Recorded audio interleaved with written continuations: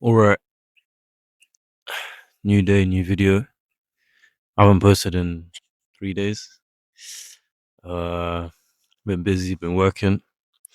But today I wanted to talk about the topic of sensitivity. My camera is moving a lot. It's mad windy today, I can't lie. So bear with. But yeah, today I wanted to talk about sensitivity and why being sensitive is not as bad as make people make it seem, especially for young men. I feel like a lot of the time men get ridiculed for being sensitive, but I don't think being sensitive is a bad thing. I'd like to argue I'm quite sensitive. Things affect me in ways they probably shouldn't. Words, people's actions, people's the way people treat me, the way people treat others. I feel like a lot of that stuff tends to get to me, especially the words of people. I feel like a lot of the time, the way people speak or what they say to me can have a long lasting effect on the way I act or the way I think about myself or the way I perceive myself. Not that what people say inherently dictate the way I live my life, but it lingers in your head a lot. You know, when someone makes a statement, an obscure statement about you, or says something about you, or tries to tell you about yourself. For me personally, I find it very frustrating. But I also like it because I don't think it's a bad thing inherently. I think it's good to get outside perspectives on the way you act or the way you think or the way things you believe. Like it's good to have people that challenge you and tell you things and tell you about yourself because you're never really gonna get a full view of who you are through your own lens because you're always gonna make excuses for yourself. You're never really gonna be truly objective about yourself. So it's good to sometimes hear what people have to say, but it also gets frustrating, especially when it's unsolicited. Unsolicited, sorry. Like when people give you their unsolicited opinions about you, bro. My camera is shaking like mad. I have to stabilize this and edit. But yeah, sorry. Yeah, especially when the opinions of you are really like unsolicited and just unnecessary. I feel like it can get clash. Where is it? Sorry, I might have to. Oh my lord. Eee. Sorry, I might have to hold this for the rest of the video. But yeah, like I was saying, yeah, especially when like opinions are very unsolicited and unnecessary.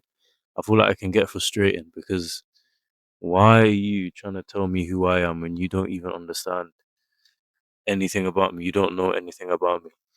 You don't know enough about me to be giving me your unsolicited opinion or advice. And I feel like on the topic of sensitivity, oh my gosh, bro, this wind is mental. Hey, first, sorry. I don't know if I should bring the camera closer. Okay, sorry. I don't know if that's helping. My frame, like my frame. All right, let's hope that stabilizes it a bit. But yeah, sorry. Back to what I was saying. Oh my god. Yeah, back to what I was saying. Yeah, I just feel like sensitivity is not as bad as people make it seem. I feel like being sensitive is a pretty good thing, actually. I think it allows you to really delve into parts of yourself that, like, I don't know, like being sensitive can allow you to be definitely more empathetic because you can understand why people feel the way they feel. You tend to put yourself in other people's shoes. So being sensitive is not all bad, and I feel like especially if you're an artist of any sort, being sensitive is a key factor. I mean, it's hard to write when you don't feel. It's hard to make a story when nothing impacts you. It's hard to do anything artistic if nothing ever moves you. If you only really care about yourself, or you only really care about the things that directly impact you rather than things that impact not only yourself but things at large. You know what I mean?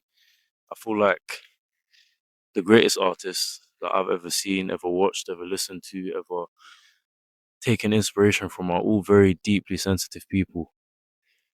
And a lot of the time, I used to hate being sensitive. I hated not liking why things bother me so much, seeing the way other people would respond to things and acting like they don't care when me deep down I care very deeply. 'Cause I'll be honest, I do care quite deeply about people, about my friends, about things that don't even bother me or impact me directly. Because I feel like it's my duty to. Do you know what I mean? Like I feel like part of being a human being is caring for things that are bigger than yourself and things that don't directly only affect you. I feel like that's a bit of a selfish way to live. I'm not saying you have to care about everything and anything. I'm not saying everything that impacts you or doesn't impact you has to be in your consciousness or your state of mind because that is also detrimental. I feel like always overly caring, being overly sensitive, I feel like is a bad thing. But caring about things, thinking about things, it allows you to. I feel like it's allowed me to be more artistic. It's allowed me to view the world in certain ways. It's allowed me to view myself in certain ways and even my friends in certain ways. Like even when it comes to like my friends, like I care about my guys. I tell them all the time. I tell my guys I love them a lot because I do. You know what I mean? I'll call them. Like I care. So I'm not gonna sit and act like I don't. I feel like this whole nonchalance gimmick. I'm not really a fan of it. I'm not a nonchalant person, bro. Like if I care, I'll tell you. If I care, I'll show you. I'm not here to pretend like I don't care when I care. 'Cause I just feel like it's a bit childish. Do you know what I mean? If you care about something, show it. If you're passionate about something, mean it. Like do it with full intent. To sit here and act like you don't care because you're too cool to care or because the world is gonna make you look like a weirdo for caring. I don't believe in that. I think it's a bit silly. I'm very chalant. I'm not nonchalant at all. People will say I'm nonchalant. I don't think I'm nonchalant. I think I care quite deeply, too deeply sometimes. Um, and yeah, man, just being able to express that in any form, whether you write, whether you read, whatever it is, I just feel like sensitivity is a part of being a good artist or a great one anyway. You just have to really be able to delve into your emotions and actually understand them and understand why you feel the way you feel. It's all good to, suppressing your emotions because you just want to act like you don't care or because you're too cool to care. Down the line, it's gonna you're gonna break down, bro. Not even break down. You're gonna explode. So like stuff like journaling, I feel like it's good. It's a very healthy thing to do. It's a very it's a very fun thing to do as well. But you also don't want to be overly, overly, overly analytical of the way you feel and the things that people say because that can also go down the other. It's a double-edged sword. You want to be sensitive enough to empathize with yourself and empathize with others, but not too sensitive that every little thing bothers you. Do you know what I mean? Because that's no way to live. I feel like, and yeah, me personally, I feel like, what's the best way to explain this? An artistry, in my opinion, requires, you know, offering the most vulnerable parts of yourself to the world and hoping that the world understands your vulnerabilities. Do you know what I mean? I feel like a lot of artists who receive such big awards and go on to be so successful are the ones that are just the most vulnerable.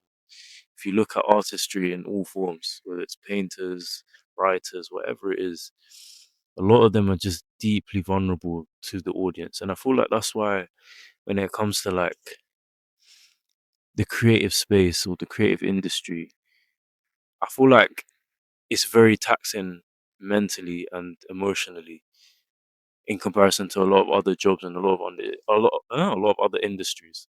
Because with a corporate job, for example, you can pretend to be something you're not. If you work at, if you're a lawyer, if you work in finance, whatever it is that you do, you can always pretend and act like your problems don't exist. But for you to be an artist, your problems are your work. Like you can't be the best. You can't move people without being vulnerable, in my opinion. Like you your your troubles, your traumas, your fears are literally your work. Like your life's work is dependent on the struggles you face throughout your life and the creative process. Like I feel like being creative takes deep, deep, deep vulnerability. And that's why I feel like it's also really taxing in the sense that I don't know how to word this. Like if my work, if I create something and the whole world doesn't choose to understand it or chooses to reject it, it is it's so much worse than if I work, for example, a job and I fail at it, or I work a job and things don't go my way. Like let's say I was to create something, I create a video, even stuff like this where I'm talking and people were to just reject it and reject it and reject it. Or let's say I was to go on to make a, like a movie or something, or whatever the case may be, or a song, and I expressed the deepest parts of myself and nobody liked it and nobody appreciated it. That would hurt so much more than anything else, in my opinion. I feel like that's why being in this game or in this industry, I'm saying that like like I've done anything substantial. I haven't yet. But to think about it, like everything I create comes from me. It's not, like I have to be vulnerable. I have to be deeply in tune with myself to be able to create the things that I create. And it can be very, very, very taxing, I feel like. But it also comes with a lot of people being able to relate to you, a lot of people being able to understand. It goes both ways because if you end up being really, really successful, you can move a lot of people, you can inspire a lot of people, but it's just it's just the fact that my work is heavily dependent on me and my deepest traumas and my struggles and my life in comparison to other jobs where I can pretend I can have the worst life outside of work, but come into work and still pretend like everything's okay, get on with the work. And I feel like that's also why it's a lot easier for people to just end up taking the standard corporate or the standard route of living where you just work a normal job. And there's nothing wrong with that because it's easier to pretend than it is to be honest, in my opinion. It's easier to pretend like everything's all right when it's not. You can go to work, do a 9 to 5, come home and live a terrible, and you're living terribly, or your life is in a shambles, but it's easier to pretend like it's not than to actually face the reality of what is. And that comes, and in the creative game, like I said before, I know I'm repeating myself, but it's not the case. Like, you have to face your problems and your issues and your demons and your traumas and everything about you in order to create something. I can't sit here and write poetry if and not everything has to stem from trauma as well. I don't feel like that's also healthy. I feel like it's good to make things from love as well. I feel like a lot of people are solely focused on that, on the fact of things being made out of trauma. Like, everything good that comes from me comes from my trauma. I don't think that's honesty though. I feel like a lot of things can come from genuinity is genuine. Is that a word? Oh, the wind. Hold on. Flipping heck, bro. Hey, hey, hey. Sorry. I feel like a lot of things can come from genuine kindness, genuine love for people and for yourself. Not everything has to come from deep, sad, traumatic experiences. Oh my god, this wind, bro.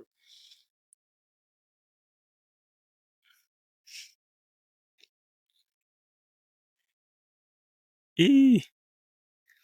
But yeah, not everything has to stem from deep traumatic stuff the way we all intend it to. But at the same time, it does it does require being honest with yourself. I can't sit here and be an artist and not be honest with myself. I can't create fake art because art comes from me. So in order for me to create something substantial or something impactful, I have to be honest with myself first, and I have to create from a place of honesty and and I have to look at myself and be truly, truly, truly honest, and ask myself whether the things that I'm doing and the things that I want and the things that I feel like I need are genuine reflections of me rather than just things that people tell me that I want or things that people want me to have or things that there's so much layering. I feel like it's hard to just pick one. I'm going on a tangent now. I don't really know what I'm saying, but the overall point is I feel like sensitivity is something we should all not shun. I feel like it's something we should start looking at more positively and something we should all start taking from rather than pushing away. I feel like we should all choose to be sensitive when when it's necessary to be sensitive. I'm not saying to be overly sensitive. I'm not saying to always be sensitive, but choosing when to be sensitive and actually accepting that you are sensitive and accepting your emotions or your thoughts or whatever, rather than pushing them away and dumbing them down to practically nothing, and then those same thoughts and those same traumas ending up coming back to you years down the line, and you just bursting and you just turning into a monster that you never wanted to turn into, but rather than if you just sat down with them and actually accepted them, cried if you needed to cry, or allowed yourself to be angry when you were angry, allowing yourself to be happy when you're happy. Do you get what I mean? Like, I feel like these are important things. It's very important, I feel like. And I feel like, especially amongst men, just, even being sensitive with each other, bro. Like, telling your guys that you appreciate them or you love them. Like, I don't see that happen a lot.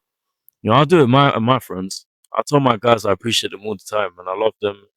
I have no shame in it. Like, I'm more than happy to tell my boys that I love them, or my homegirls that I love them. Like, there's nothing wrong with it. But a lot of people don't like doing that, and then we all want to complain that we're lonely. Well, of course we're lonely because you don't want to tell anyone that you care about them because you want to look cool. Like, silly. I hope this video and the audio is working here because the way the wind is moving, I like. But yeah, that's essentially my point of the day. That's kind of what I wanted to say. I feel like the wind is working against me, so I'm gonna end the video here. But I appreciate you lot for listening. And yeah,